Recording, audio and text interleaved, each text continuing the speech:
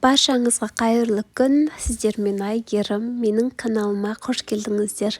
Бүгінгі видеода осындай бір керемет салаттың жасалу жолын көрсететін боламын.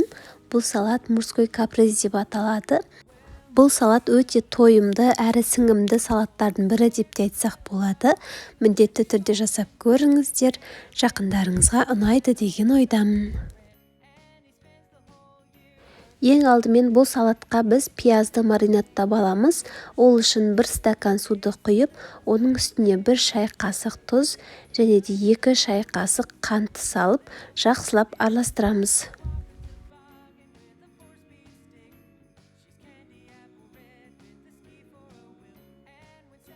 Келесі осындай 9% уксустан 2 немесе 3 шай қасықтай уксус қосып, жақсылап араластырамыз. Енді 1 дана пиязымызды майдалап тураймыз.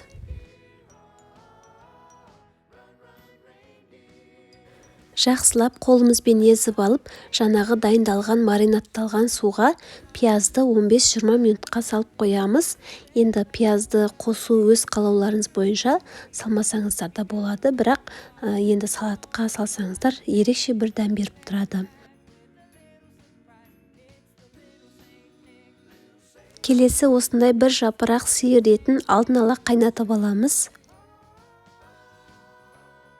Осылай майлы жерлерін алып тастап, видеода көрсетілгендей өте жіңішке етіп турап аламыз.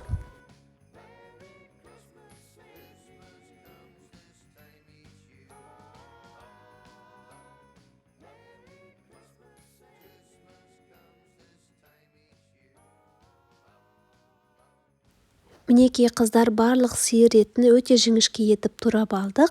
Енді келесі қайнатылған картоптарды терканың осындай орташа түрінен өткізіп аламыз.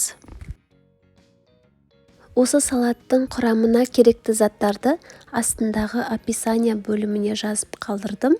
Астына кіріп қарап көріңіздер. Және де қыздар, менің каналыма тіркелуді ұмытпаңыздар. Келесі осы қайнатылған жұмыртқаларымызды өткізіп аламыз.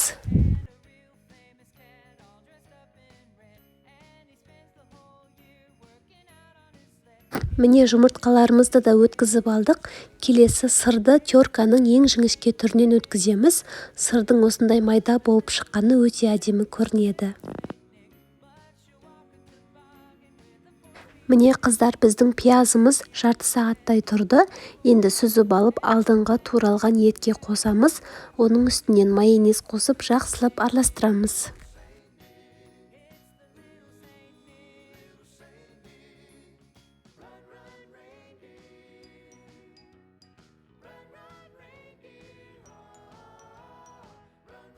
Міне барлығын жақсылап араластырып алдық. Енді салатымызды құрастыратын боламыз.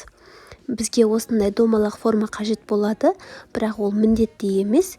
Ең алдымен теркадан өткізілген картоптарымызды саламыз.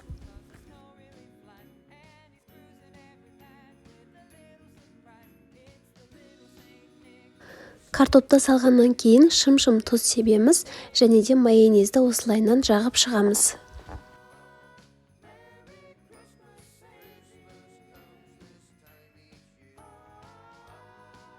Келесі етімізді саламыз.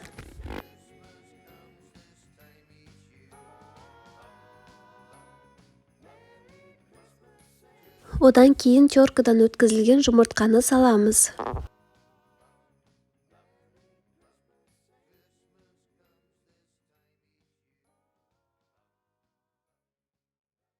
Жұмыртқаның бетіне шамалы тұз сеуіп, оның үстіне майонез жағып шығамыз.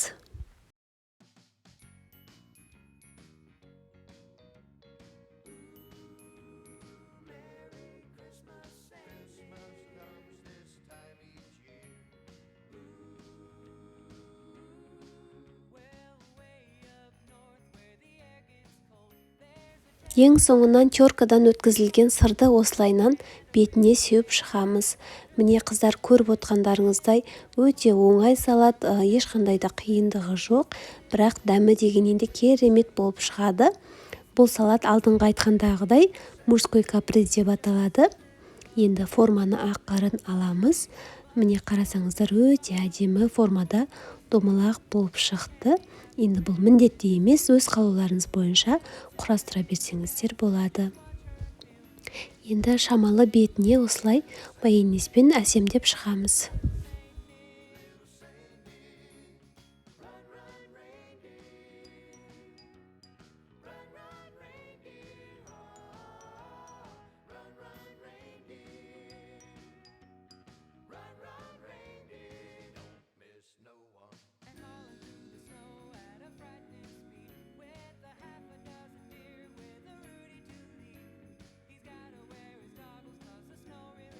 Енді укропты майдалап тұрып, осылайынан салаттың бетіне әсемдеп қоямыз. Осымен біздің салатымыз дайын болды. Міне қарасаңыздар, укроп та бір өте әдемілік беріп тұр. Міндетті түрде жасап көріңіздер қыздар.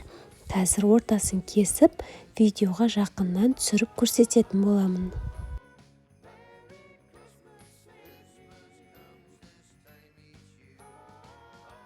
Міне қыздар, біздің салатымыздың дәмі өте керемет болып шықты. Тойымды салаттардың бірі деп те айтсақ болады. Алдағы келе жатқан жаңа жыл мерекесіне міндетті түрде жасап көріңіздер. Сіздермен болған Айгерім. Менің каналыма тіркелуді ұмытпаңыздар. Келесі видеоларда кездескенше.